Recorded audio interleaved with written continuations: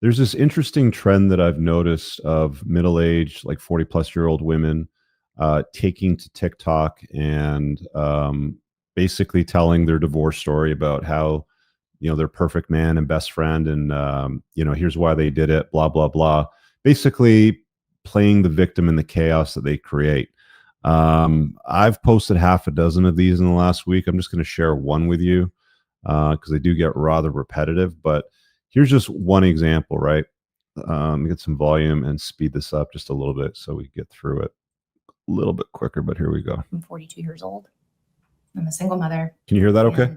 Yeah. A lot of people write to me on here in the comments or even in the wild, and they will say that women, especially of my age, are still single because we have unreasonably high standards.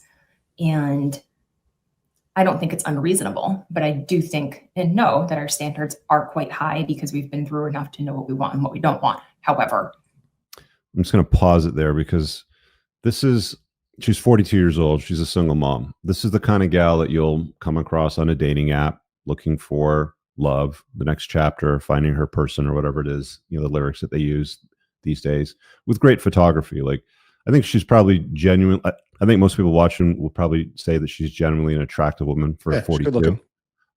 She's not really made up. She's wearing fluffy clothing or whatever, but this is the kind of gal that will get a lot of attention, right? So when you hear the rest of this sort of play out, bear that in mind. Speaking for myself and probably a lot of other people out there, maybe men and women, I'm done trying. I don't want to try anymore. It hasn't worked out for me in the past. And whenever I have tried to salvage a relationship, I have shapeshifted to try to meet some sort of standard or be good enough, not only for that person, but like for their family too.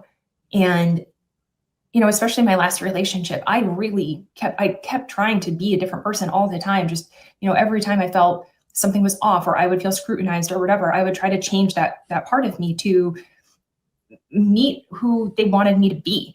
And it never worked because it wasn't authentic, I think, and it didn't come natural, but who I was didn't fit either. And one day I just woke up and I was like, if I can't just be me, then maybe we're just people that don't belong together.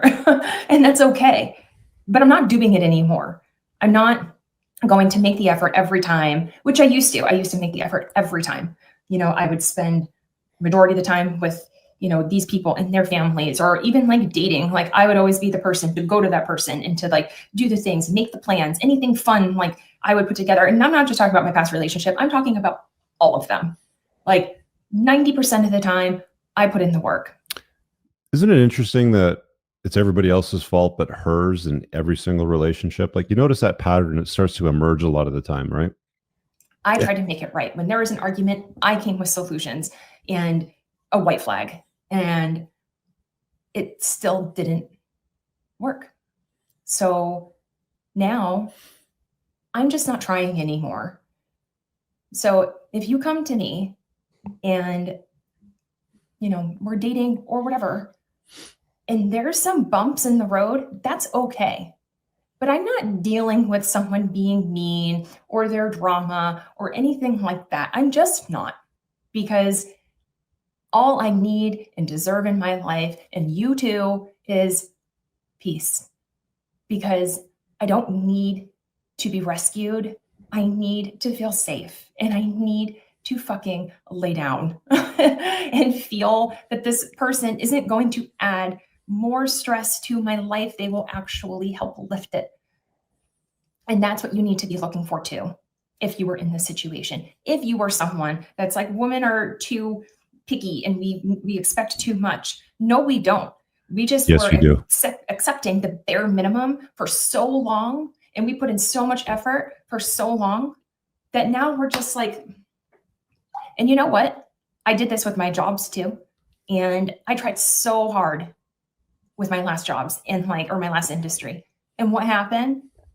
The company was going down and I got laid off. And now I'm living in this place where I've started a whole life with my child and she has friends and everything. and there's no industry here. It's a beach town.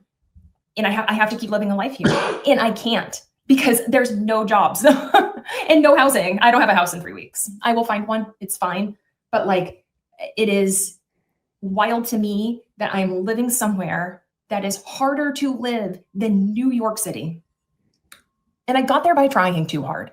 So what's happened now is I'm so fucking tired that I think I just stopped trying with a lot because I'm so tired and probably a bit of depression, definitely anxiety. There it is. I know things will turn around. I think you have to hit really low before you get really high. And this has happened to me before. And I even tell my daughter sometimes, like when things get really, really low, that usually means that they are going to be really, really good really soon. So I am just holding on to that.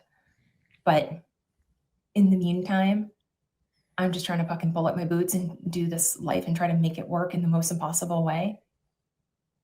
But I'm done. I'm so tired. And if you're in a position like this, let me know.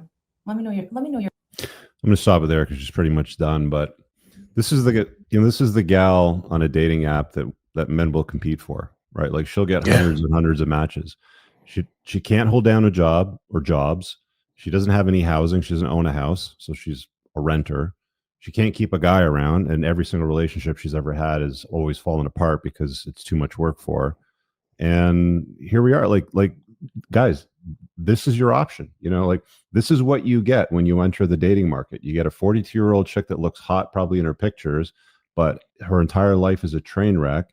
And then she takes the TikTok to share these endless stories. There's like post after post of it. It's insane. It's insane. Yeah, I'd love to see the comments on that and how many simps she has that are like, "Oh my God, you can come live with me. Like, I'll take care of you. I'll put a ring on your finger." But and those are the comments as you would expect. It's like, "Oh, you're beautiful. Things will turn around. I can't believe you're single." And it's like, no wonder like the delusion exists in these women's heads where they think that there's a guy just around the corner that's willing to like, she says like, "I'm not looking for, to be saved. But I want to feel safe." You don't have a job. You don't have a fucking house. You don't have a guy. You're looking for help. And you got a kid. And a kid. Yeah.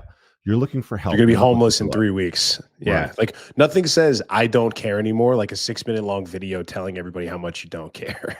Like it's all performative. Like everything they do is performative. And it's just this idea. It's like part of this is further proof that the vast majority of women live in a bizarro world. Like they live in a fairy tale land where everything is handed to them on a silver platter. They never have to work anything. They've never had to go through anything significantly difficult because this is the kind of stuff that she's talking about. This is your average, everyday average man's experience. It is. Like I gotta barely can scrape enough money together to pay the bills and to keep a woman happy or to do XYZ. I need to make sure that, oh, I got laid off from my job. Oh, that's a problem. Well, now I got to figure out how am I going to make the mortgage payment? And it's this idea that, welcome to the real world, and don't know what she did to chase off the father of her child. Don't know. I mean, she's giving off she's giving me the impression that she was daddy's princess growing up. Either she didn't have a dad or that she was daddy's little princess and he waited on her hand and foot. And then when she was thrust out into the real world and realized that that's not the majority of most guys, or, she's pissed, right? I see that a lot with women that are coming from affluent households or backgrounds where they had a car when they were 16. They had a big house. Then they get married to a guy that's, 20s, 30s, whatever. And then they got to live in a shit box, like a 2-bedroom apartment, or maybe if they're lucky with 2 bedrooms. And they're wondering like, I didn't sign up for this. I need to be accustomed to my standard of living that I've had for the last 20 or 30 years. And that's how they wind up here. So, but it's all attention. It's all performative. I don't believe a word of it. And somebody will swoop in and play Captain Save-A-Ho. They always do. And she'll be back on TikTok a year after that with another version of a different story and how she's tired of trying. And again, it's like, who is this for? Like, get off. If you're gonna lose your house in 3 weeks, get the fuck off TikToks and start putting in some job applications. Where's your child? Why don't you go feed your fucking kid? What are you doing? Right? If your situation is that dire, then you need to delete. You need to delete Facebook and Instagram Tarot and cards, TikTok off your phone and horoscope. go get a job. Go work at Something will McDonald's. happen. Something good Like, will happen, even though I I'm not bel- willing to try. I'm manifesting. That's my favorite one. I'm manifesting something is going to happen to me. Yeah, I'm going to Get a manifest. fucking grip. Yeah, I'm going to manifest something better. And it's just like, Wake up. like Somebody she's sent her money. talking I about guarantee you somebody probably depression. DM'd her and was like, how much money do you need to save your house? Like, I'll cover your rent. Done. Guarantee. I guarantee if you were to take a look at her medicine cabinet, it would be stacked through with fucking scripted drugs for Oh my fucking gosh. She probably can't pronounce half of them. All right, guys, I really hope that you enjoyed that clip. If you want to check out the full-length podcast episode, you can find that right over here. Also, make sure you visit my website over here where you'll find my supplements, the opportunity to book me privately one-on-one for coaching, and most importantly, my new School of Unplugging, which you'll find on the courses tab. Newer to the channel, hit subscribe.